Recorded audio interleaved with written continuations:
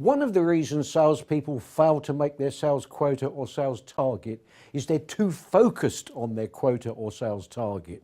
And that's wrong. Because when things are not going as well as you like, it's easy to get frustrated, angry, and demotivated. The focus should be on the sales process.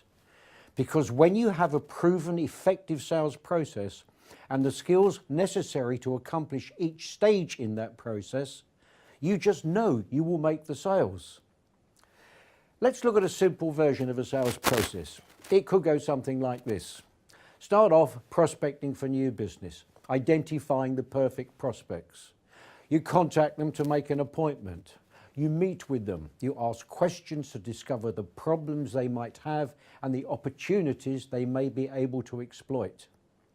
You show them how your product or service can help them solve the problem or exploit the opportunity. You deal with objections, concerns, or stalls, and you ask them to make the purchase. That's the outline process. And if you're expert at every stage of the process, have the methodology, skills, and strategies to use at every stage, which we'll deal with in many of the other videos here, and you've refined them so well that they work, the sale is then a foregone conclusion most of the time.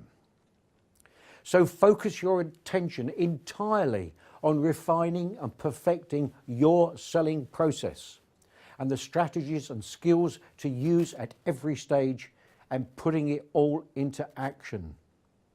Don't get distracted. Just repeat it over and over, and you'll never have to worry about hitting and exceeding sales quotas or targets ever again.